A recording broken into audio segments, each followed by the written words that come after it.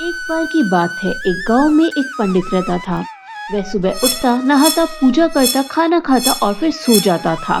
उसके पास किसी भी चीज की कमी नहीं थी।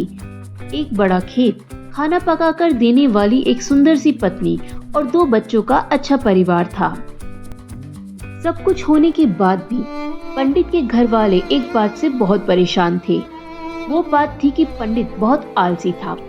वो कोई भी काम खुद नहीं करता था और दिन भर सोता रहता था। एक दिन बच्चों का शोर सुनकर पंडित जाग गया और उसने देखा कि दरवाजे पर एक साधु महाराज आए हुए हैं। पंडित और उसकी पत्नी ने साधु महाराज का स्वागत किया और उन्हें भोजन कराया। भोजन के बाद पंडित ने साधु की खूब सेवा करी। साधु महाराज उनकी सेवा से बहुत प्रसन्न हुए और उन्हें वरदान मांगने को कहा। पंडित ने वरदान मांगा कि मुझे कोई भी काम न करना पड़े और मेरी जगह कोई और मेरा काम कर दे। तब साधु उसे वरदान में एक जिन देते हैं और साथ में यह भी कहते हैं कि जिन को हमेशा व्यस्त रखना, अगर उसे काम नहीं दिया तो वह तुम्हें खा जाएगा।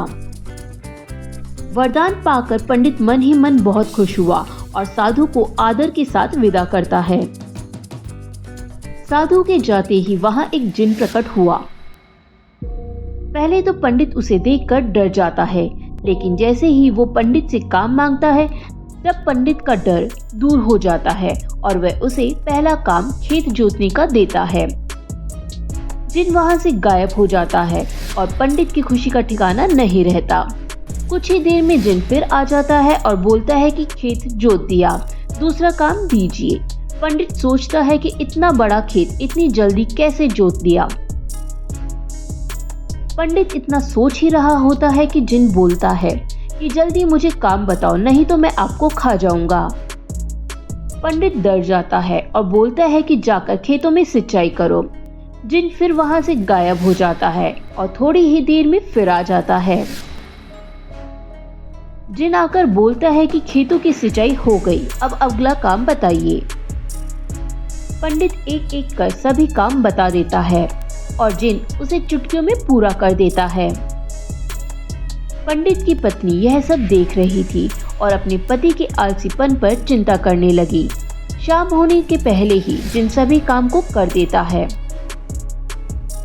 सब काम करने के बाद जिन पंडित के पास आ जाता है और बोलता है कि अगला काम बताइए, नहीं तो मैं आपको खा जाऊंगा। अब पंडित के पास कोई काम नहीं बचा जो उसे करने के लिए कह सके। उसे चिंता होने लगी और वह बहुत ज्यादा डर जाता है।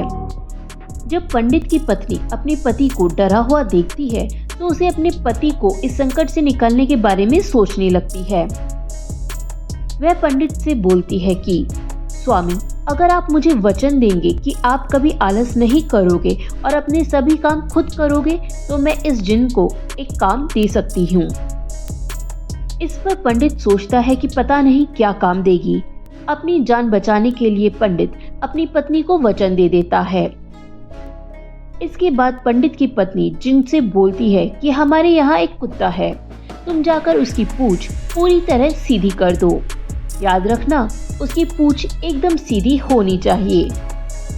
जिन बोलता है कि अभी यह काम कर देता हूँ। यह बोलकर वह वहाँ से चला जाता है। लाख कोशिश के बाद भी वह कुत्ते की पूंछ सीधी नहीं कर पाता और हार मान लेता है। हार कर जिन पंडित के यहाँ से चला जाता है। उस दिन के बाद पंडित अपने आलस को छोड़कर सभी काम अपने आप करने लगता है और उसका परिवार खुशी खुशी रहने लगता है। कहानी से सीख, हमें कभी आलस नहीं करना चाहिए। आलस करने से मुसीबत में फंस सकते हैं, इसलिए हमें आलस छोड़कर अपना काम खुद ही करना चाहिए।